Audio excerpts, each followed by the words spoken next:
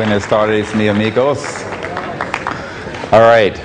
A lot of people wonder why I have been involved now with energy systems and trying to bring out the new energy systems for a new civilization on this planet. And many people don't see the connection between extraterrestrial intelligence, the Disclosure Project, and the OrionProject.org. And I want to just take a moment to make those connections. Because I think it's very, very important that people understand that these are three projects that I direct that are really all part of one strategy. Now, many of you know that the whole UFO question has been kept secret for more than 60 years. And there are a number of reasons why. Number one, in the early days, they didn't know what they were dealing with. Number two, there were reasons that were theological and religious. And some of those still continue for some people in the secret government. For example, there's a Jet Propulsion Lab scientist that I know, very senior, who told me very directly that there are structures, ancient structures, on Mars connected to a civilization that's connected to early human civilization on Earth.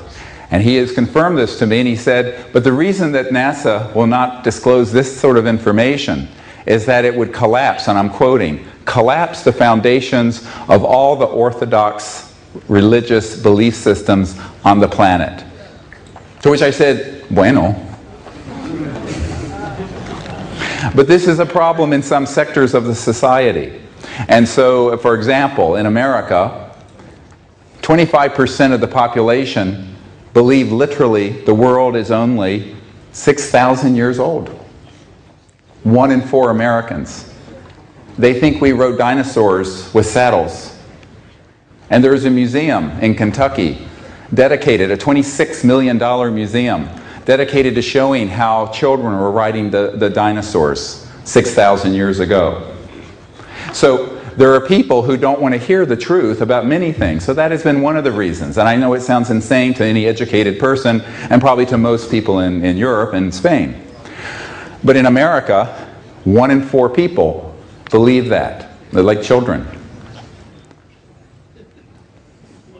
Yeah. N'est-ce pas? Yeah.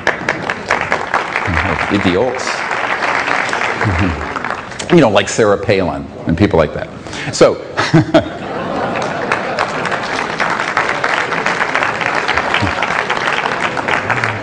however, there is another reason.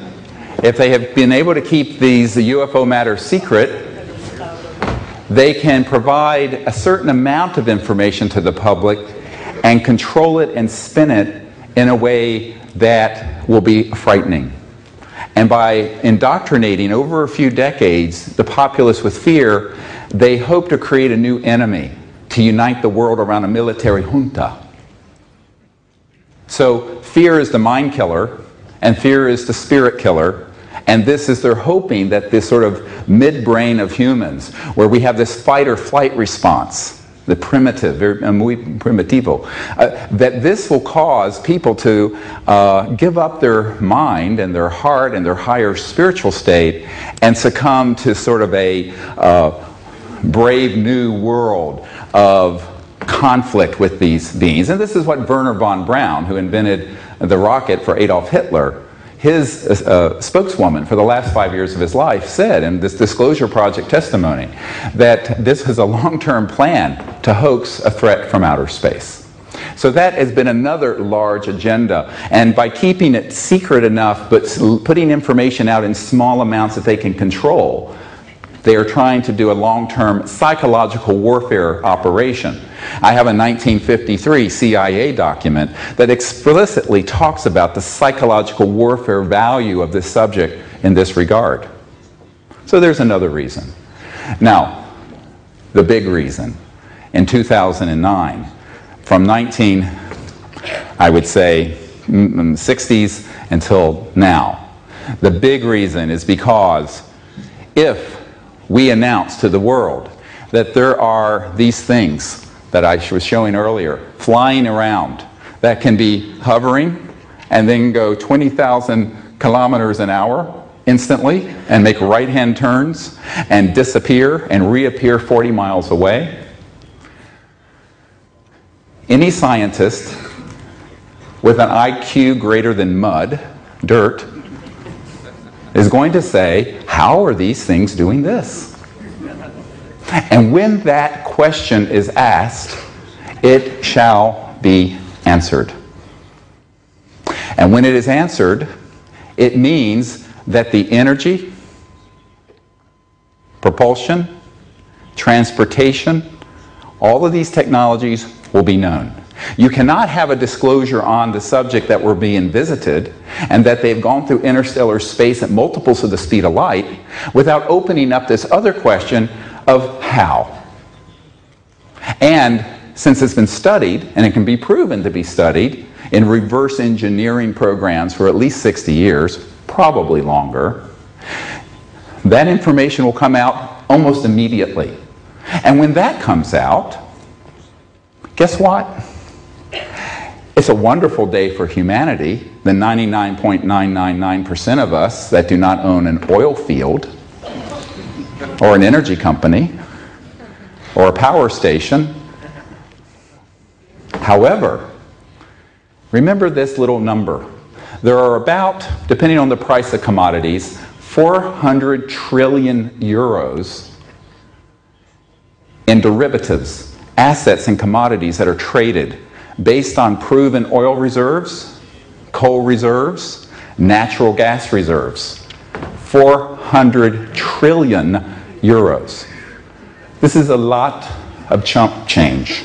This is a lot of walking around money for somebody, yeah. And that kind of money buys you a lot of corruption and a lot of influence. And there's one more thing, more important. The money isn't important. Because the money at that scale, you know, money to me and to you is that, gee, I have a daughter at Yale, I have a daughter at Stanford, you know, can I put them through college? Can I, you know, feed my family while I'm doing this crazy stuff? Not been easy. But here's the question. For these people who have unlimited sources of funding, these are the people who print the money, the printing presses. No, really. The central bankers, the financial people, the petrodollar, the big energy, oil cartels. For them, it's more about maintaining their relative power in the world.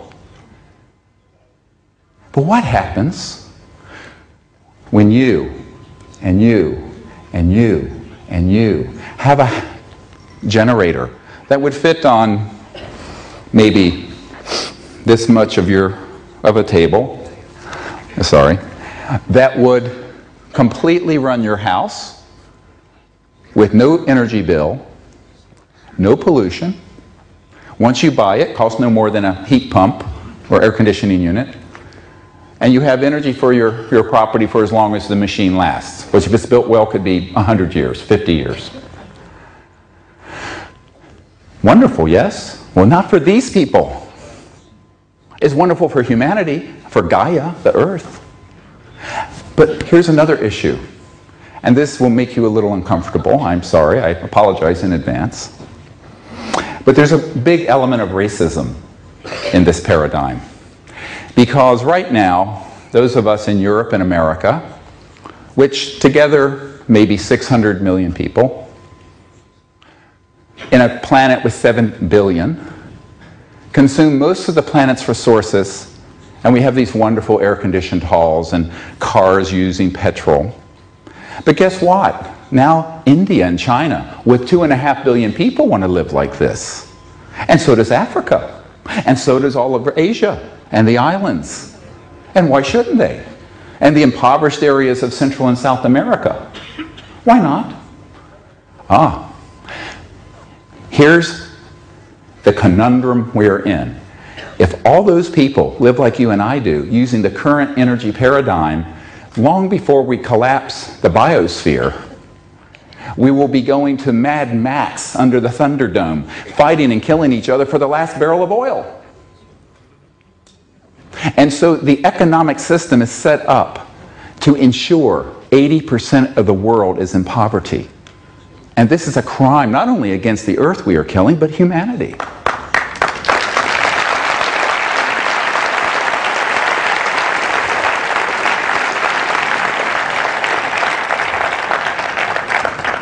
So it is an act of compassion to say we must bring out these sciences and technologies along with the disclosure that we're not alone, and along with what CSETI is doing, cseti.org, which is making diplomatic contact with these visitors to establish a foundation for universal peace, not just world peace.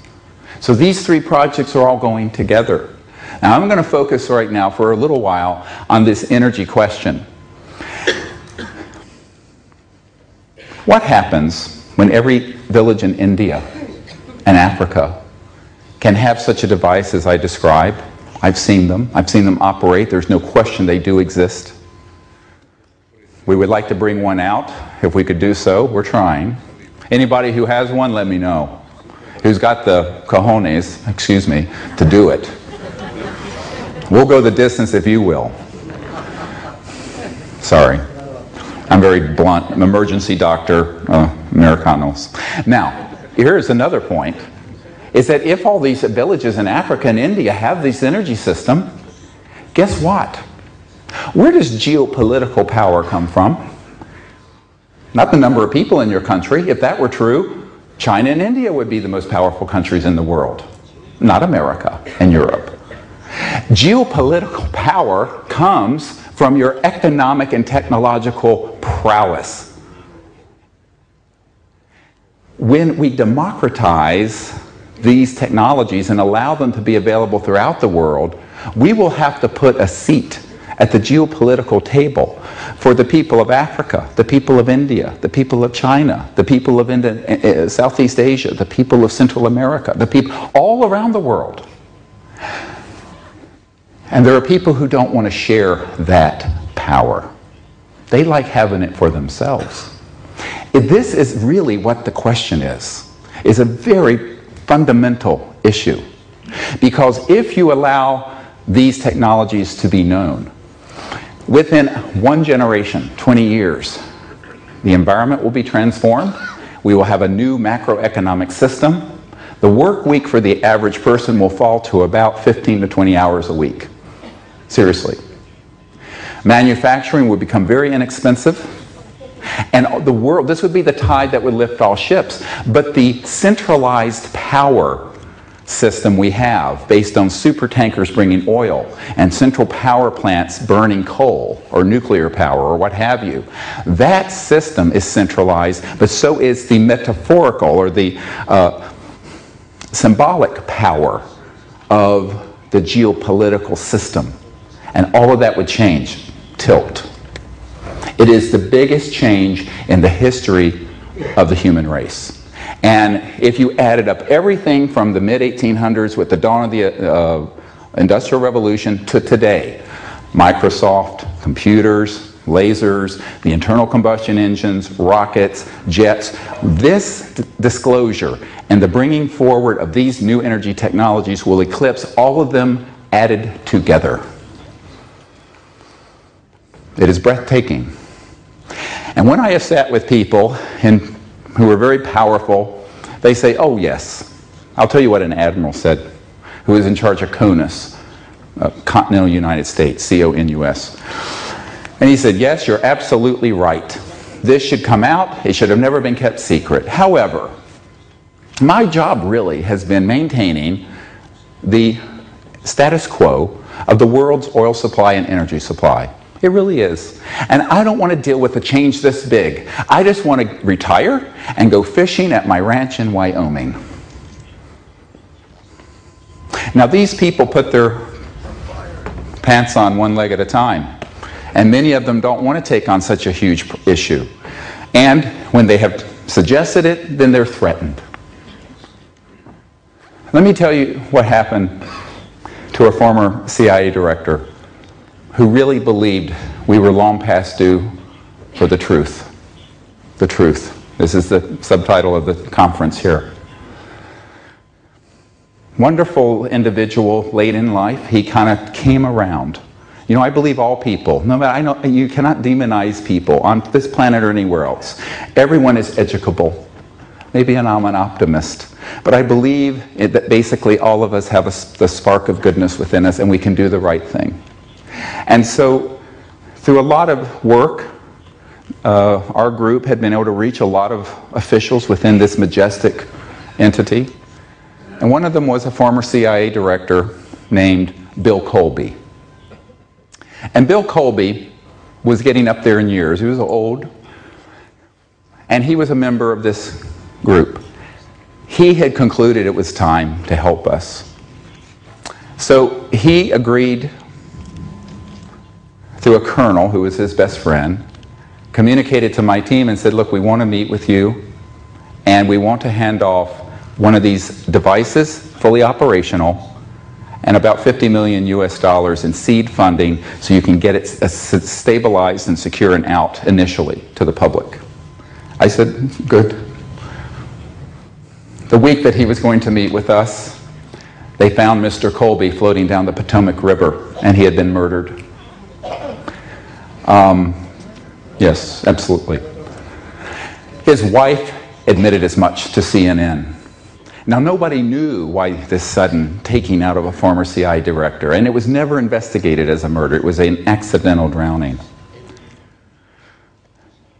But it was a shot across the bow to others who would like to bring and defect from this group. And it scared a lot of them, including then President Clinton. I mean, he wasn't very brave, but he wasn't stupid either.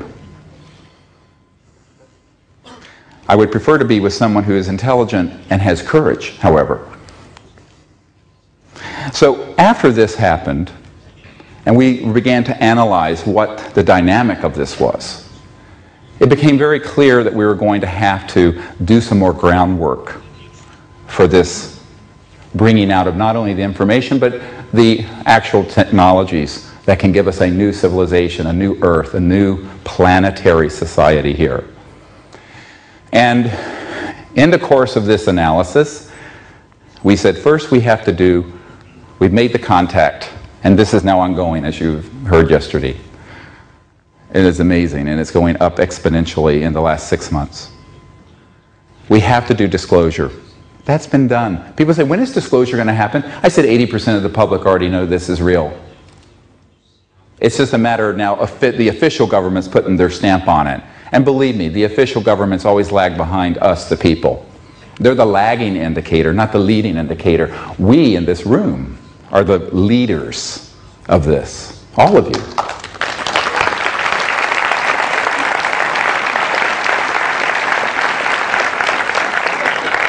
And so then I said, well, we have to also lay the foundation for bringing out these new technologies.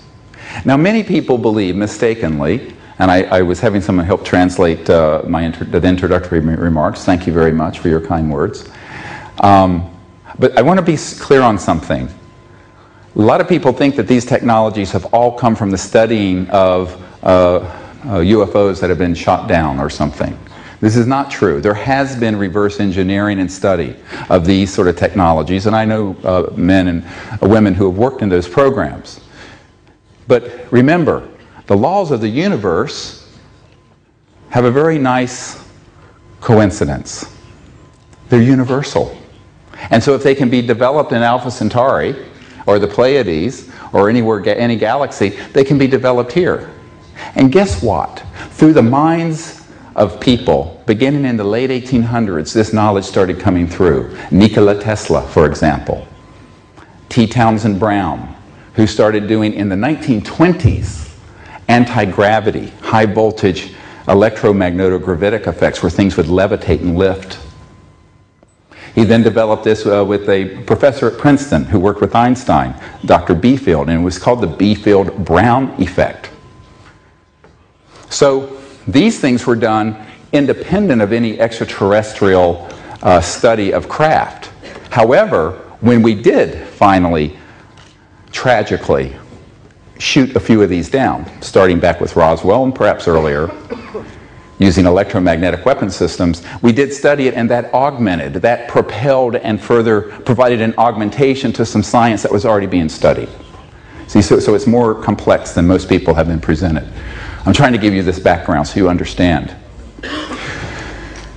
Now, eventually, by 1954, and I can give you the month, October 1954, it was decided that all of these technologies, which had begun to be reported openly in the aerospace journals, you can go back to the late 40s and early 50s and read about them, absolutely. They're there. You can find them. But by October 1954, this secret government, this cabal that had hijacked this whole issue out from underneath the president, out from underneath other world governments, and became an entity unto itself, decided, we're slamming the lid on this, and this is not going to be printed, talked about, discussed anywhere, top secret, black, deep black. That was October 1954. So I was not yet a twinkle in my father's eye when all of this went black.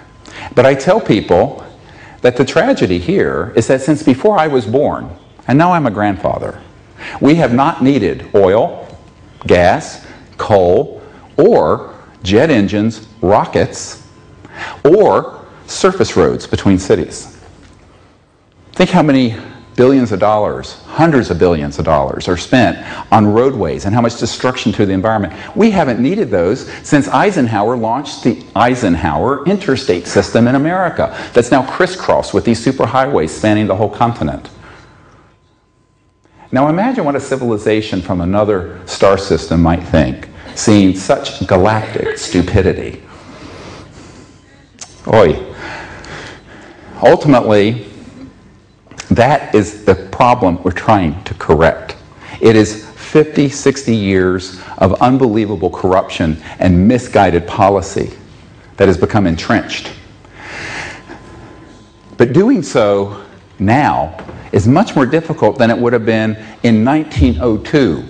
And if you go to the orionproject.org, it's all one word, the Orion Project, O-R-I-O-N, Orion, like the constellation, project.org, you will see a photograph of Nikola Tesla with a guy, a self-taught engineer named Stubblefield, standing with the Capitol dome of the United States Capitol behind them after they had shown members of Congress this generator that was like an earth battery, some stakes in the ground, and they would get it running, and it would run itself from this energy field, and the man was running his farm on it.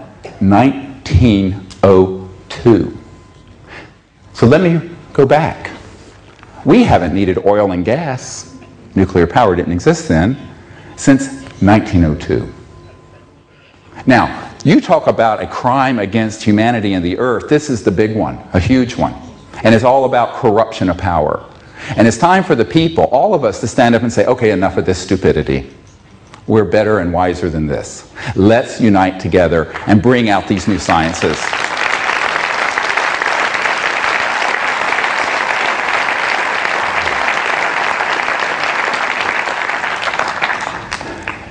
Now, if it were easy, it would have been done in 1902. Nikola Tesla had his technologies suppressed. Westinghouse, J.P. Morgan, the Rockefeller family, they did not want this to be known because it would upset their apple cart in 1902, just like the apple cart would be upset in 2009. But you know what? In 1902, the world had less than 2 billion people. Only a fraction of them had electricity and were using oil and gas. Now we have 7 billion people, and we have 1 billion motor vehicles on the road. So we have become more addicted and more addicted and more addicted and more addicted into this paradigm of a planet-killing system. And that is what we must go past and beyond and leave that behind. Whatever people will say, oh, it would be too disruptive to the economy. What will happen to the petrodollar? How about unemployment in the energy sector? Well, there'll be new jobs. It's like saying we shouldn't bring out a car because people making horse carriages for horses would be out of business. This is ridiculous. That excuse has been used as a false paradigm so that people will stay in line with the power elite that have the power they have. And so we have to say to our leaders and to each other, let's find a way to come together. Those who are engineers and scientists, those of us who are leaders in the new energy movement, the public who are concerned about the environment and energy, and those who have the resources financially to do this. Not any one person, certainly not me, can do all this. Let me tell you a little secret about myself. I can't hook up a DVD player. My wife has to do that.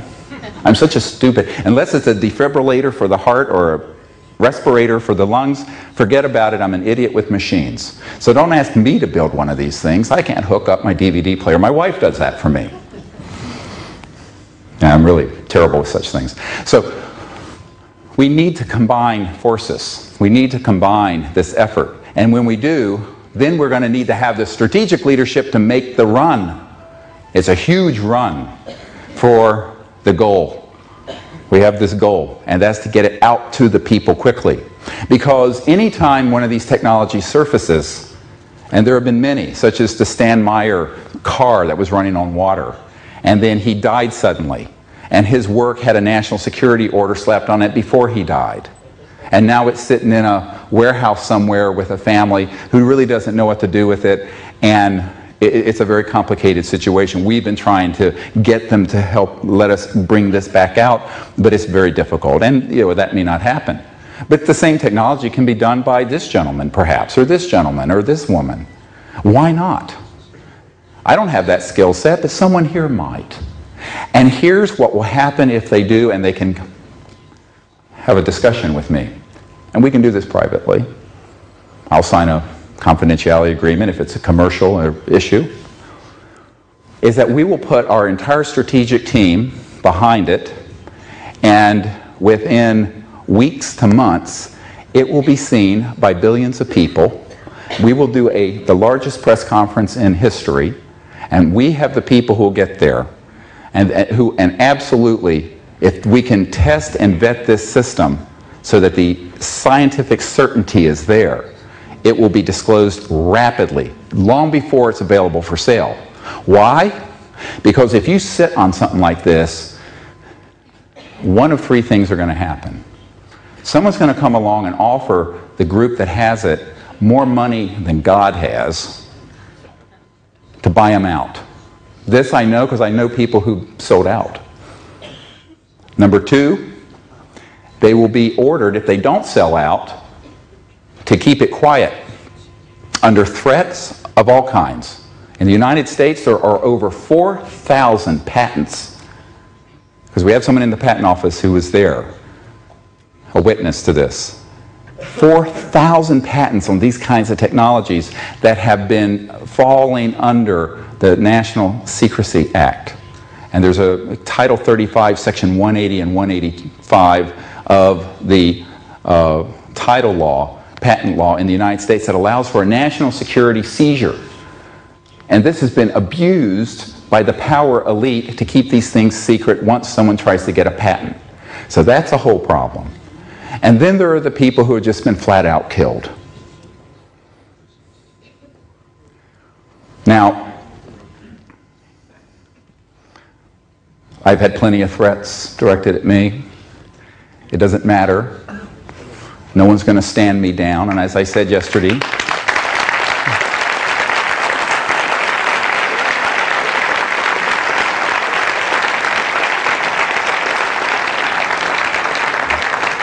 if I have to be taken out feet first in a coffin, then I give myself to God. So be it. This is it.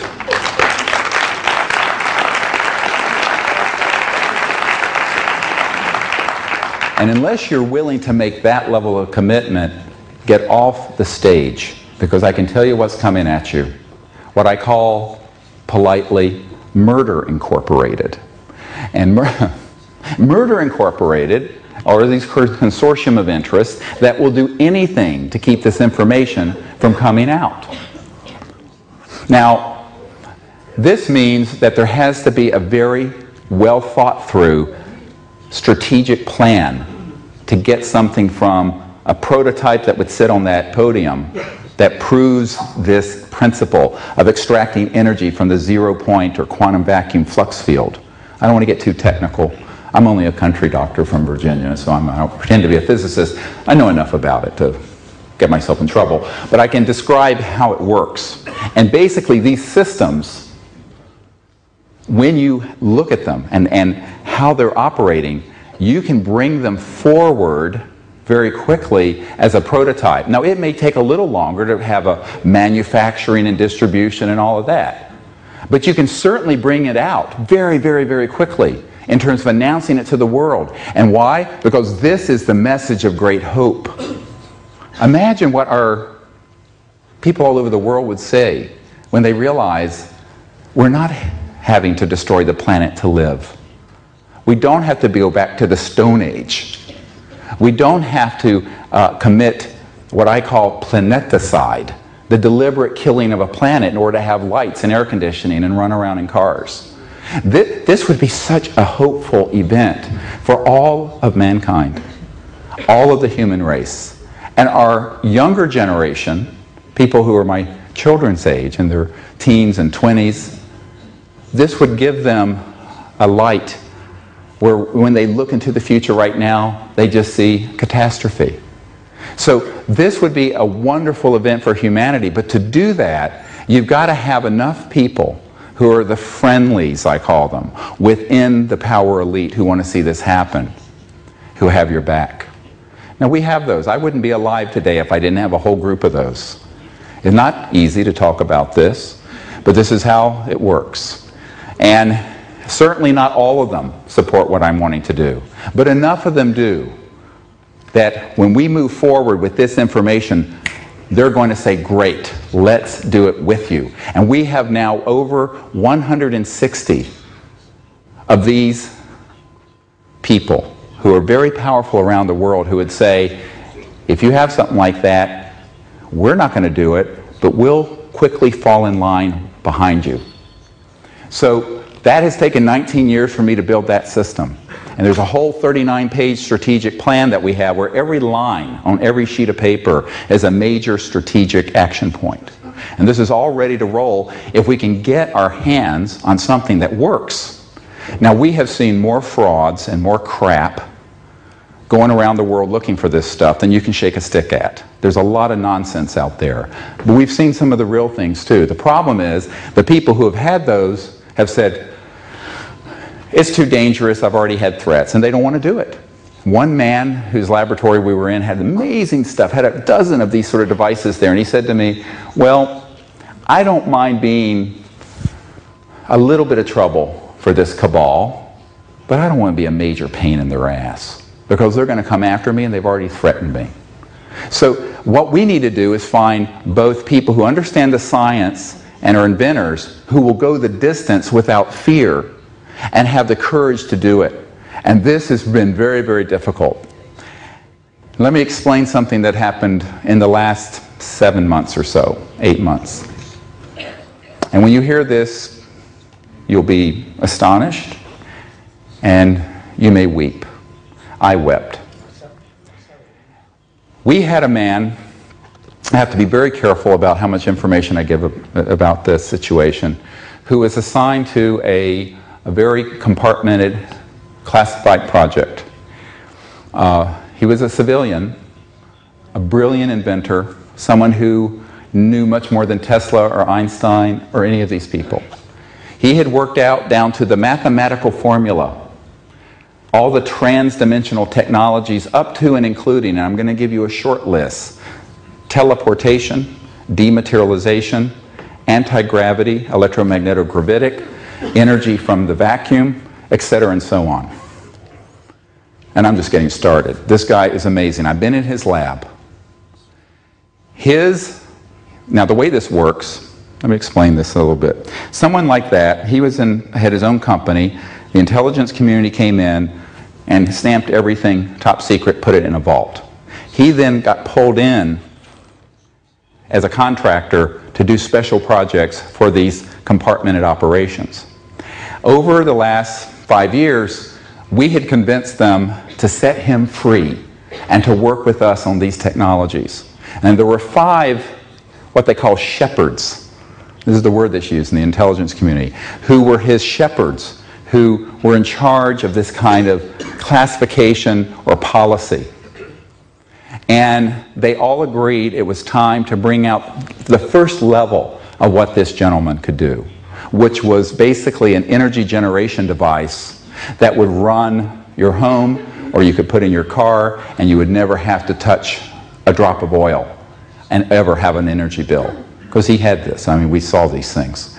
Now, at this point, what happened is we said, all right, has this actually been vetted, evaluated independently? And they said, yes, absolutely. The top Department of Defense laboratory near Washington, D.C., had taken his information and independently, without his assistance, just from his formula and designs and engineering specifications, replicated precisely what he had. And it worked. When they did that, a group of people came in and said, leave this alone and put it in a vault and never let it come out again. I know the chief scientist of this lab, who is a very good friend of mine. So this is a technology that has been built, tested, independently reproduced, on the shelf, ready to go. In November of 2008, this past November, Dr. Bravo and I and Dr. Loader, our science advisor, and our board hosted this gentleman at my home in Virginia. I live in a country house out near Monticello, Thomas Jefferson's home. And he came and we met for several days, and he agreed to build, within 3 months, one of these systems so that we would be able to have this out by this spring to you, the people who need it, the good people of the earth. His intelligent shepherds had said, yes, do it. All of them together. I'd met with them. Within 3 days of his returning to his skiff, which is the term used for an underground electronic eaves-proof place where you cannot get any communications in or out, but it's a highly classified facility, he was reordered out of that facility and dropped into a rat hole in Iraq as a support technician. This, one of the most brilliant scientists on the world today. He called me up and he said, just over and over again, Dr. Greer, just be careful. Dr. Greer, just be careful. Dr. Greer, just be careful. Someone had put the fear of God in him, and he thought he had a clear go because these really well-placed intelligence operatives, but some other people from outside those 5 shepherds came in and said, oh, no, you don't. Now, let me tell you what I've asked President Obama to do about this situation. President Obama has received a briefing, a special presidential briefing from me. And if we had time, I would read all of it to you. It'll rock your world. But part of it has a section talking about these energy technologies related to this whole, what I talked about yesterday, WSFM, which is what the CIA calls it, weird science and frickin' magic. And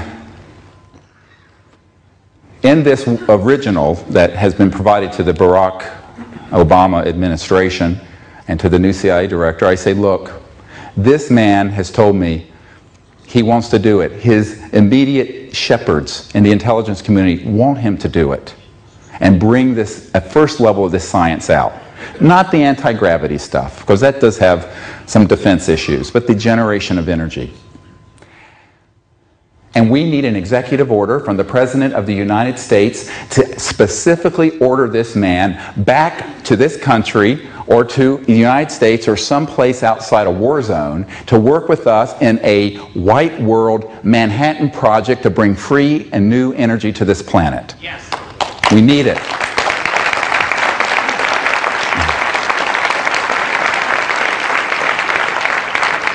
And here is what I would like each of you to do. Rather than us all being passive and saying, oh my God, what can I do? There are all these characters out there. We need your help.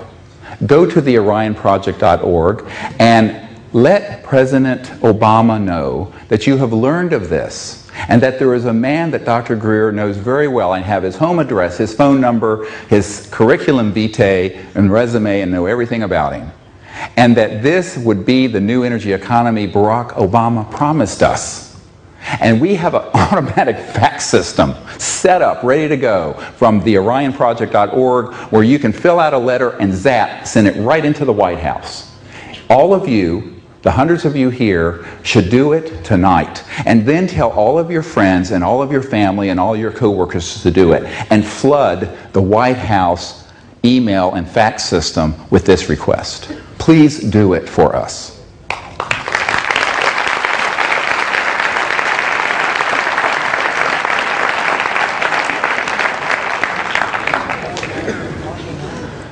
So we live in a very exciting time. This whole adventure has been quite a roller coaster for me and my wife and family, and for everyone with whom I work. Enormous work has gone into getting to us where we are today, where we have achieved disclosure, we have made contact, and now we want to bring these energy technologies to the world. And that can be done with your help. I know we have the capacity to do it. And there's one of the most renowned physicists in the world who works in this area has said that the only group that really has a chance at making a run at this is the group that Dr. Greer has put together, both strategically and in terms of leadership. I know we can do it. But we can't do it alone. Because guess who our first level of protection is? Yes, I have security. And yes, we have people in the secret government watching our back. And yes, we have extraterrestrial guardianships watching us. And beyond. Angelic. But you know the most important is you. Each one of you. The reason we went public with as much information as we could, and I'm really pushing the limit with what I'm saying today, and what I've said at this conference, is that you being informed, and you telling others, and millions of people around the world who follow what we're doing and know what we're doing, well, you know what that does? That puts a 1 billion watt spotlight on our project. And what happens when that occurs? These murderers don't like to do things when there's a big spotlight. They're like cockroaches that only come out when the lights are off. La cucaracha.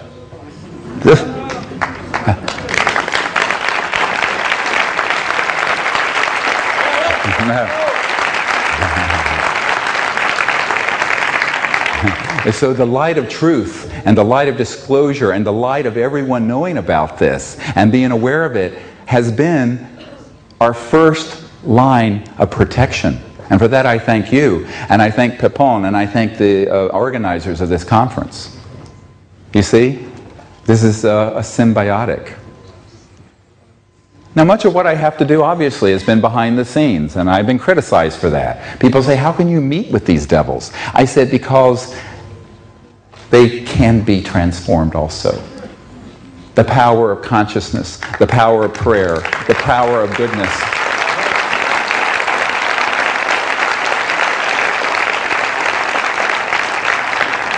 Can you imagine that today, 70% of this cabal would like to see this done? Now, the 30% that are the most violent and ruthless have intimidated them, just like when they killed CIA Director Colby, who was trying to help us. But here's the point. I'm expendable. And what do I mean by that? You know, after I briefed the CIA Director for President Clinton, his best friend came to the house and said, I mentioned this yesterday, he said, well, the president won't do this, he'll end up like John F. Kennedy. And I said, c'est dommage. It was too bad. He's the president. I'm not. I'm just a doctor here. At the time, I was living in North Carolina running a busy emergency department. And he says, oh no, Bill Clinton won't do it. He said, but you can.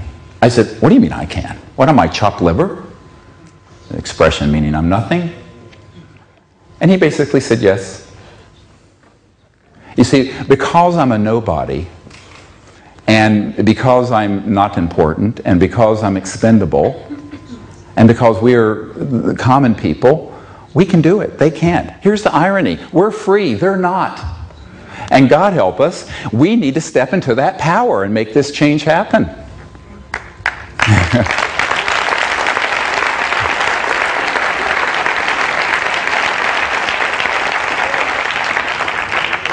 Now, I will tell you that there are some areas that are valid national security concerns with these kinds of technologies.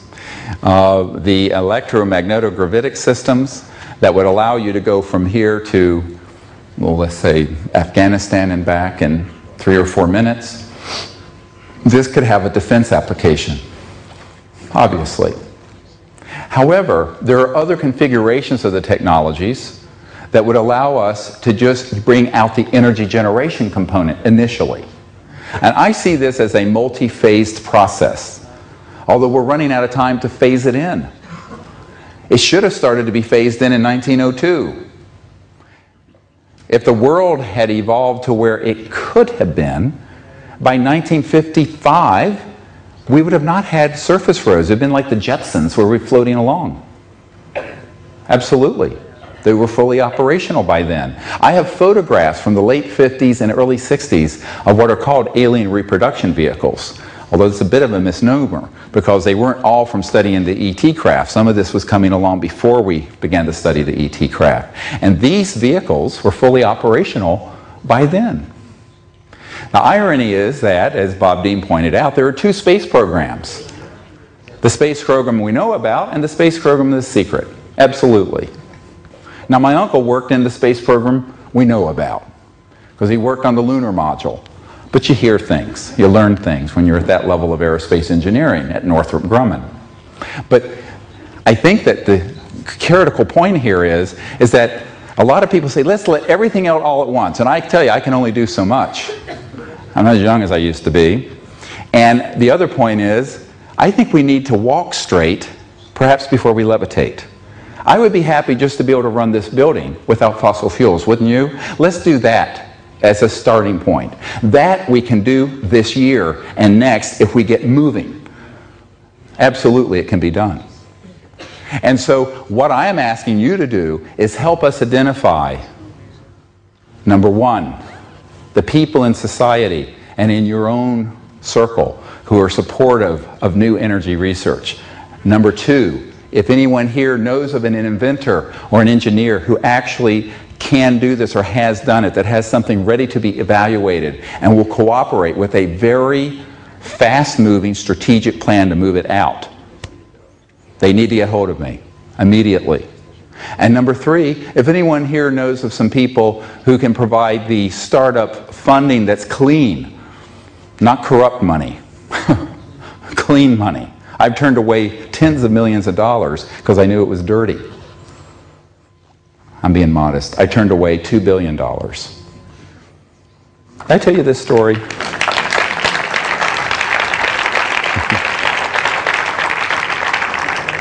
I can tell you money means nothing to me. Back when I first got involved with this, the head of Army Intelligence approached me, and he wanted me to fold my operation into his. And he offered me a $2 billion fund for my personal use if I would do so. And I said, no thank you, I'd rather be independent. And he was not happy.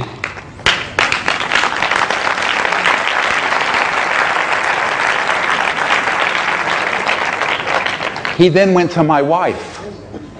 Now you have to understand, my wife is this sort of earth mother, Ivy League educated, but very down to earth, epitomizes noblesse oblige. When she was in the Peace Corps, they called her Saint M. She's this beautiful, kind, spiritual, beautiful person, without whom I could not have done this. She's really the wind beneath my wings. Yeah.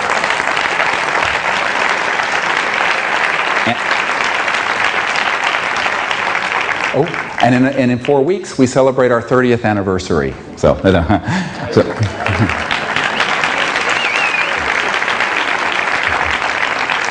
And believe me, she deserves a medal for that. 30 years with me, oi. Okay, so so the head of Army Intelligence went to my wife and said, "Oh, you know, we have a special shield, like a crest, for your husband, so he can be joined in the top 9 people involved with these projects. And can you convince your husband to do that?" He didn't mention money to her at all. He mentioned this thing. It was flattery and ego stuff. And she came to me and she was very sweet. She says, "Oh, he was so nice. And he had such wonderful things to say about you. And they so much want..." I said, "Emily, you know, he's a devil with forked tongue." I said, "No way. Jose, ain't going to happen." And she said, "Oh, okay." Later, I had other offers. And so that was in 1992.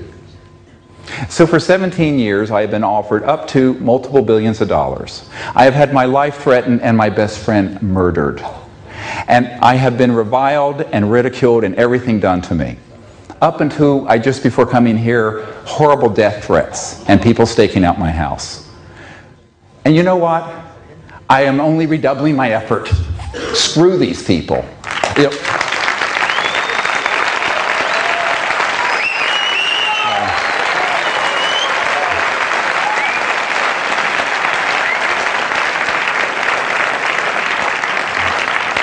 because this I will promise you, as soon as we find one of these systems, energy systems, that is legitimate, can be independently verified and reproduced, that's the sine qua non of science, reproducibility, and is ready for prime time, we will come out with it. And no amount of money, no amount of threats, nothing will deter us from doing that. And if they give me a national security order to stand down, I will go on CNN and the BBC and your Spanish network and I will tear it up in front of 1 billion people live and say, screw them.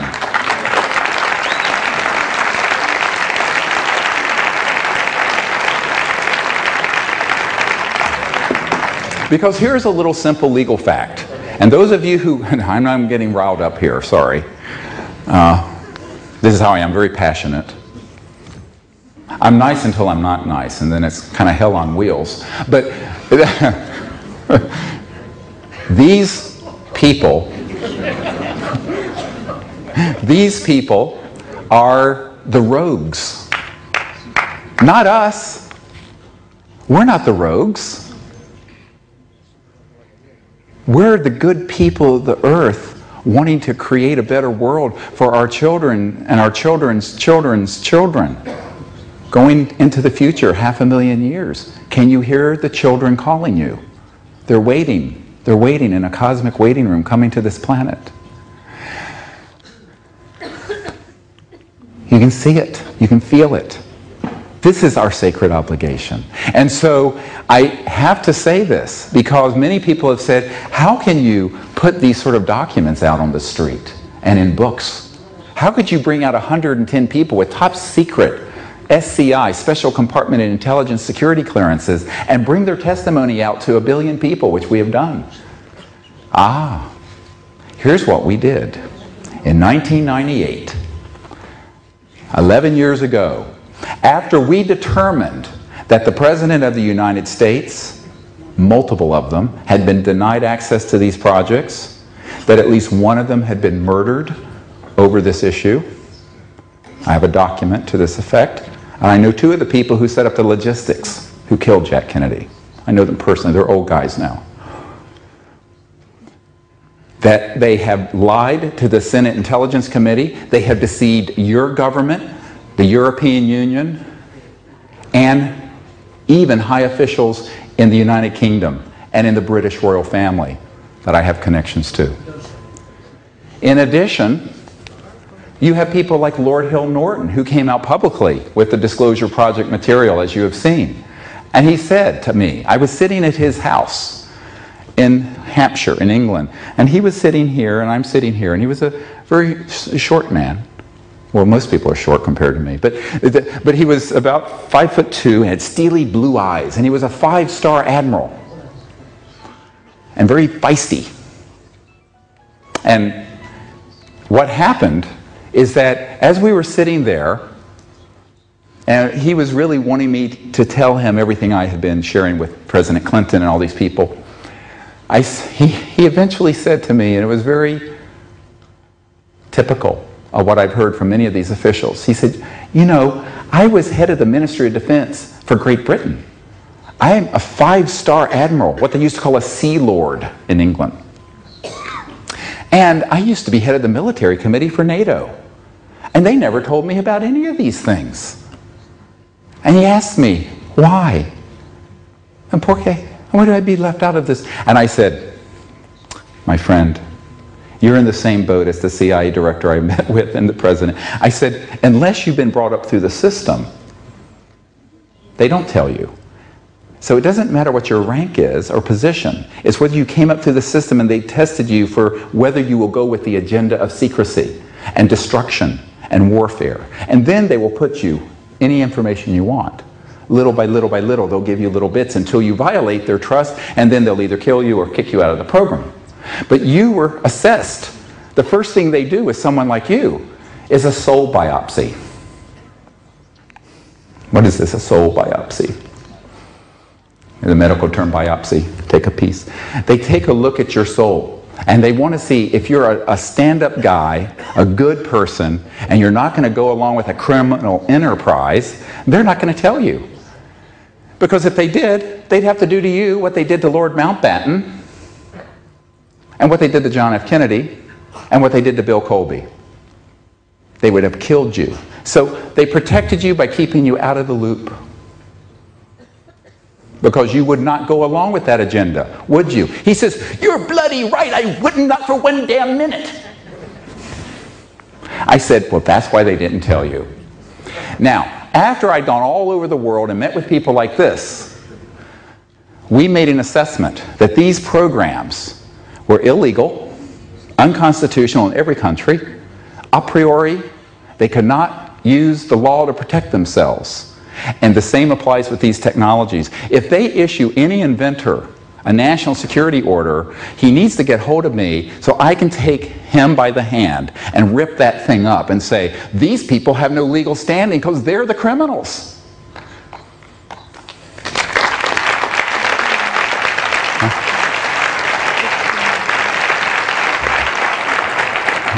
Now this is basic constitutional law and basic law. You can't break the law and have a criminal enterprise and then say, oh, I'm going to use the law to protect myself and to hide things. They cannot have it both ways.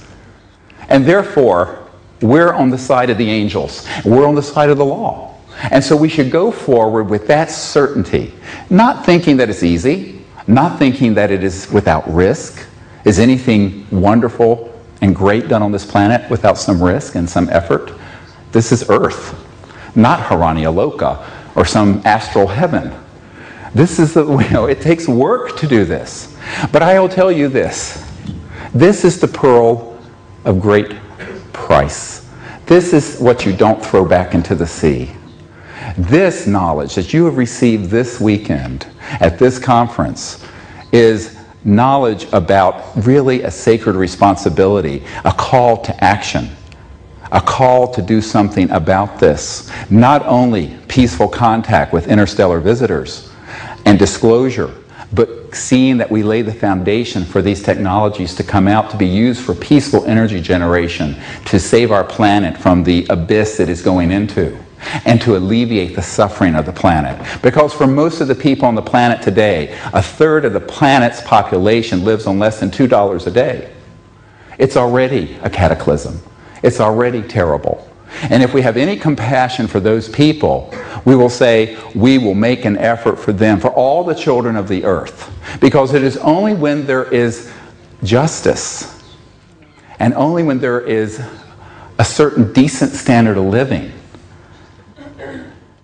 that we can become a civilized society living in peace. We cannot have peace where 80% of the population is in poverty, where there are 200 or 300 families and corporations that have half of the world's net worth and wealth.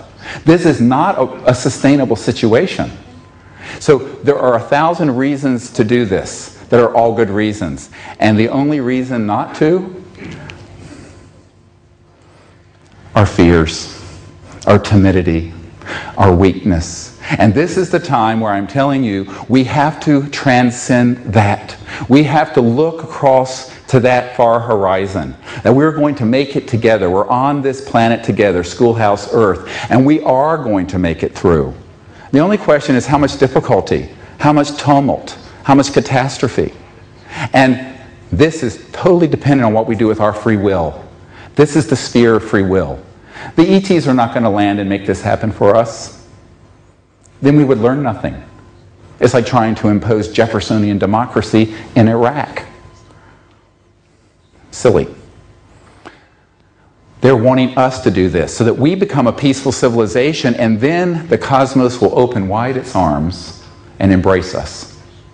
So we have these tasks before us: contact, disclosure, new energy. And the promise of all of these things is that as we pass through this journey over the coming months and few years, we will have laid the foundation for a civilization that will be here, unbroken, in peace, for 500,000 years. That's the era that has just opened.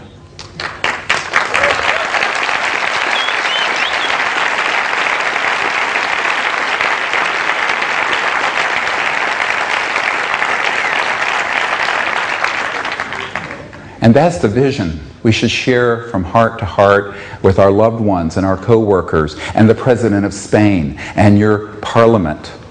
Is it parliament? I'm sorry, I may be using the wrong word. But we have to educate our leaders, but not wait for them. Many people say, "Are you waiting?" I say, "No, I'm not waiting on anybody." Forget that. If I made any mistake during the run-up to the Disclosure Project, is that I gave the Clinton administration and the U.S. Congress too much time. I gave them 6 years. I'm giving Barack Obama less than a year. And I have announced to him, now I'm going to say something here I have not said publicly, get me in more trouble, who cares? If within a...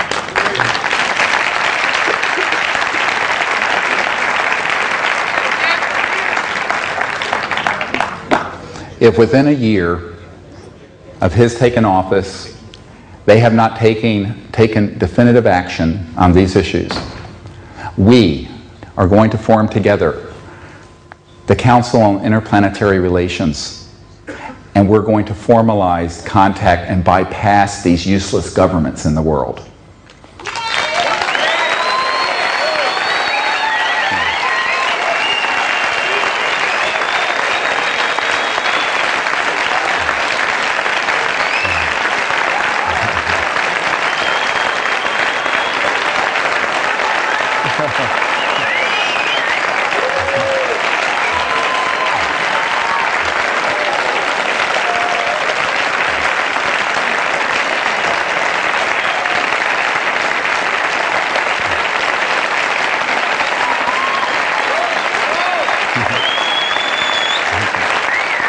Thank you.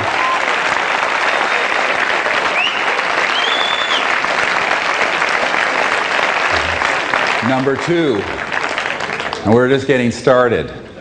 We're going to make open contact, and we have at least one G8 country that has written me a document. How I wish I could read it to you. It is the most important document in the history of the UFO subject. And the irony is, I am not at liberty to disclose it, and I'm head of the damn Disclosure Project. This is a gentleman's agreement, because it's a delicate negotiation. But in this document, imagine this coming from the most senior ranks of a major government in the world. They have said, we wish to go on a long-term journey together to make contact with these extraterrestrial civilizations. Will you work with us? And I said yes. So we have at least one major government who wants to do it. And you know what? If Obama doesn't get on board, he's going to be left behind in the dust of history. Just that simple.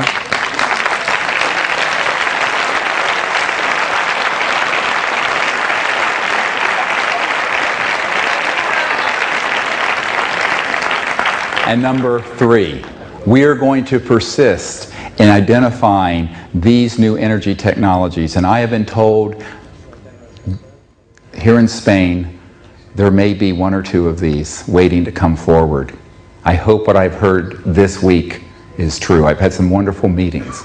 And if it is, we will be the carrier vehicle to launch it to the world. And there is no force on the planet that will stop us. But we will need your help. And will you help us? Will you join with us when we call? Tell everyone we have this. Don't let it fall apart. Don't let it get lost.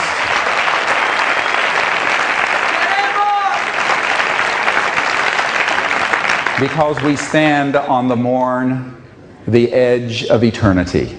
A time where this planet will become one of the great jewels in the diadem of the cosmos, a place of peace, a place of abundance, a place of enlightenment. And we, all of us, and our children that are coming behind us from the other side, we will become ambassadors in the future to other worlds that have come this way and are coming the way we have come.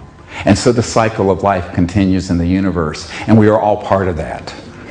Thank you for joining me. God bless you.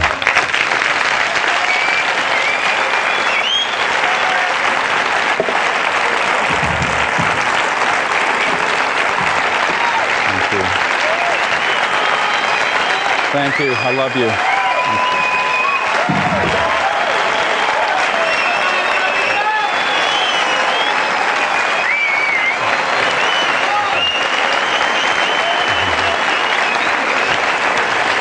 Good job. Thank you. Thank you. Thank you.